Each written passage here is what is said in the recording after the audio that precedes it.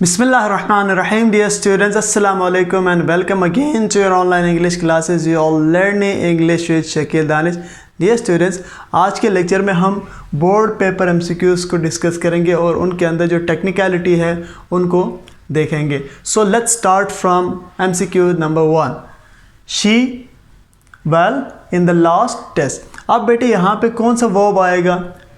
जब तो फिर आपने कहाँ पे देखना, आपने ये देखना कि लास्ट टेस्ट. मैंने पिछले लेक्चर में आपको बताया था जब भी आप last Sunday, last test, last month लिखते हैं तो आप वहाँ पे सेकंड फॉर्म ऑफ वर्ब इस्तेमाल करते हैं. Do, did, done. इसमें से आप कौन सा वर्ब इस्तेमाल करेंगे? यहाँ पे डिड इस्तेमाल करेंगे. क्यों इस्तेमाल करेंगे? बिकॉज यहाँ पे क्या है, लास्ट टेस्ट है. सो जब भी आप लास्ट का वर्ड देखते हैं, यहाँ पे लास्ट संडे, लास्ट ईयर या लास्ट की जगह पे अगर previous day, previous Sunday, previous Monday या प्रीवियस मंथ, प्रीवियस ईयर है. प्रीवियस भी पिछले को कहते हैं और लास्ट भी गुजरे हुए को कहते हैं. तो आप यहाँ पे सेकंड, जब भी इस तरह का कोई जुमला आता है तो आप वहाँ पे कौन सा फॉर्म इस्तेमाल करेंगे? वर्ब का सेकंड फॉर्म. सो डू का जो सेकंड फॉर्म है यहाँ पे हमारे पास डिड है. अच्छा, she did well in the last test, यानी पिछले टेस्ट में उसने बहुत अच्छा परफॉर्म किया, इसका ये मतलब होता है, राइट. अब सेकंड पे आते हैं. I to him the last my. अब यहाँ पे फिर लास्ट है. ये दो MCQs मैंने साथ इसलिए लिखे ताकि आपके जहन में ये पक्का हो जाए. Last my, my is a name of month और लास्ट, जब भी लास्ट आता है तो हम क्या करते हैं, हमें पता है कि हम सेकंड फॉर्म ऑफ वर्ब को यहाँ से उठाते हैं. राइट का सेकंड फॉर्म क्या है हमारे पास? रोट है. तो फिर हम यहाँ से रोट को उठा के इधर डालते हैं. I wrote to him the last May, यानी पिछले मई में, गुजरे हुए मई में मैंने उसको लिखा था, राइट. जब भी बेटे आप प्रीवियस आएँ, लास्ट आएँ या अगो आए, बिफोर आए, तो आपने क्या करना है, वहाँ से सेकंड फॉर्म ऑफ वर्ब को आपने उठाना है, right. The synonym of strength is, क्या होगा? विजडम तो नहीं होगा. हमारे पास क्या है? The synonym of strength is power. Strength भी ताकत को कहते हैं और पावर भी ताकत को कहा जाता है, सिनोनिम. अगर एंटोनिम आ जाए तो क्या होगा? स्ट्रेंथ का वीक हो सकता है, फीबल हो सकता है, राइट. अच्छा, crowd is a dash noun. ये एब्स्ट्रैक्ट नाउन है या कलेक्टिव नाउन है? क्राउड चूंकि ग्रुप को शो करता है, कलेक्शन को शो करता है, तो ये कलेक्टिव नाउन होगा, एब्स्ट्रैक्ट नाउन नहीं होगा. एब्स्ट्रैक्ट नाउन मैंने आपको बताया था कि कौन से नाउन होते हैं एब्स्ट्रैक्ट नाउन. एब्स्ट्रैक्ट नाउन आपके फीलिंग्स के नेम्स को कहते हैं.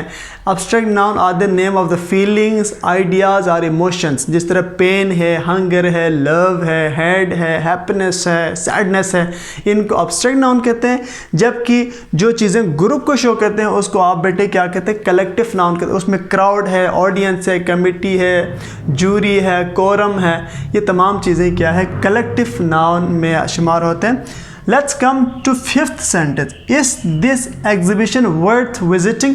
अब बेटे यहाँ पे visiting gerund होगा या infinitive तो ये नहीं होगा. या तो ये gerund हो सकता है या present participle. यहाँ पे ये gerund होगा, present participle नहीं होगा. प्रेजेंट पार्टिसिपल कब होगा? प्रेजेंट पार्टिसिपल तब होगा जब ये एज एन एडजेक्टिव इस्तेमाल करो. एडजेक्टिव के तौर पे इस्तेमाल होने के लिए ज़रूरी है कि इसके सामने कोई नाउन हो. तो यहाँ पे कोई नाउन नहीं है. मैंने आपसे कहा था जो फोर्थ फॉर्म ऑफ वर्ब है अगर एंड ऑफ द सेंटेंस में आए तो वो जेरेंट ही होता है, राइट. तो यहाँ पे क्या होगा? ये सेंटेंस के एंड में आ रहा है और ये जेरेंट है.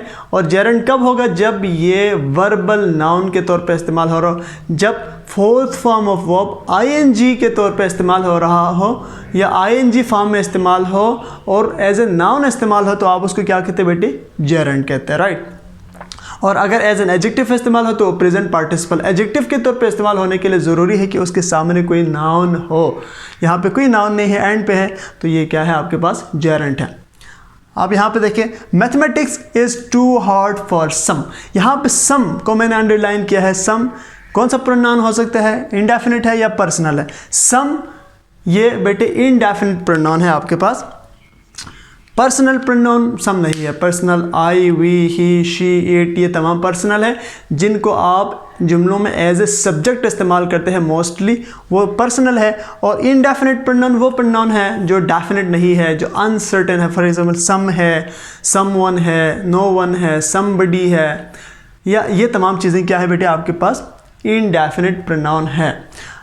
अब यहाँ पे आते हैं, he had pass the examination before he came here. अच्छा, अब इस जुमले को आपने गौर से देखना है, इसको मैंने अलग कलर से लिखा है और आपने ये देखना है कि ये कंपाउंड सेंटेंस है या कॉम्प्लेक्स सेंटेंस है। यहाँ से आपने कंपाउंड सेंटेंस और कॉम्प्लेक्स सेंटेंस के कॉन्सेप्ट को क्लियर करना है।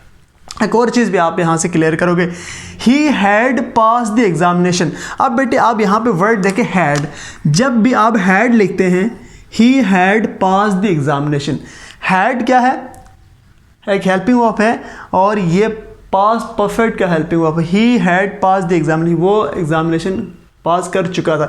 जब भी यहाँ पे हैड पास्ट आते हैं तो आगे जो जुमला होगा उसमें सेकंड फॉर्म ऑफ वर्ब आना ज़रूरी है, ठीक है। बिफोर ही यहाँ पे कम नहीं आएगा, यहाँ पे कम नहीं आएगा क्योंकि यहाँ पे हैड पास्ट है, तो यहाँ पे केम वर्ब का सेकंड फॉर्म आएगा। Very very important. अच्छा, अब सवाल ये है कि ये सेंटेंस जो है ये कंपाउंड सेंटेंस है या कॉम्प्लेक्स सेंटेंस है। कंपाउंड सेंटेंस की डेफिनेशन मैंने पहले भी आपको बताया था, वो ये है कि दो क्लॉजेस को, यहाँ पे दो क्लॉज है, एक क्लॉज ये है, एक क्लॉज बिफोर से पहले है, एक क्लॉज बिफोर के बाद। बिफोर को मैं सर्कल कर रहा हूँ ताकि आप अंडरस्टैंड करें।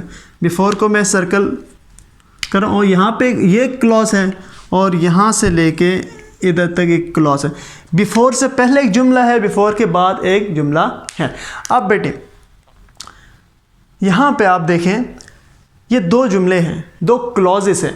इन दो क्लॉजेस को मिलाने के लिए जो कंजंक्शन इस्तेमाल हो रहा है वो before, and before is a subordinating conjunction, before subordinating conjunction.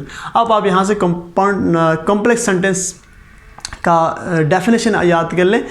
If two clauses or two or more clauses are joined by a subordinating conjunction we call the sentence complex। इस ऐसे सेंटेंस को हम क्या कहते हैं बेटे, कॉम्प्लेक्स। तो यहाँ पे हमारे पास ये ऑप्शन सही होगा। अगर इन दो क्लॉजेस को कोई कोऑर्डिनेटिंग कंजंक्शन ज्वाइन करे तो फिर हम क्या कहते हैं, उनको कंपाउंड सेंटेंस कहते हैं, कॉम्प्लेक्स नहीं कहते हैं। जब दो क्लॉजेस को या दो से ज़्यादा क्लॉजेस को एक कोऑर्डिनेटिंग कंजंक्शन ज्वाइन करें तो उसको हम कंपाउंड सेंटेंस कहते हैं। अगर सब ऑर्डिनेटिंग कंजंक्शन उन दोनों को ज्वाइन करें तो हम उसको क्या कहते हैं, कॉम्प्लेक्स सेंटेंस कहते हैं। जब भी बेटे हम कॉम्प्लेक्स सेंटेंस की बात करते हैं तो वहाँ पे एक प्रिंसिपल क्लास होगा और एक या एक से ज़्यादा डिपेंडेंट क्लासेस होंगे, या उनको आप सब ऑर्डिनेटिंग क्लॉज कहते हैं। जिस क्लॉज के साथ को सब ऑर्डिनेटिंग कंजंक्शन जाके आके अटैच होता है वो होता है सब ऑर्डिनेटिंग कंजंक्शन। इस सब ऑर्डिनेटिंग क्लॉज कहते हैं बेटे आप इसको। जिस क्लॉज के साथ कंजंक्शन आके अटैच होता है उसको आप क्या कहते हैं, सब ऑर्डिनेटिंग क्लॉज कहते हैं, सब ऑर्डिनेटिंग क्लॉज कहते हैं, राइट। ये किसी जुमले के किसी भी क्लॉज के साथ ये आके अटैच, लेकिन कंपाउंड सेंटेंस में ऐसा बिल्कुल नहीं है, किसी जुमले के साथ अटैच नहीं होता, वो कंजंक्शन अलग होता है और वो दो क्लॉजेस अलग होते हैं कंपाउंड से। उसकी एक एग्जांपल मैं यहाँ पे लिखता हूँ कंपाउंड सेंटेंस की। अली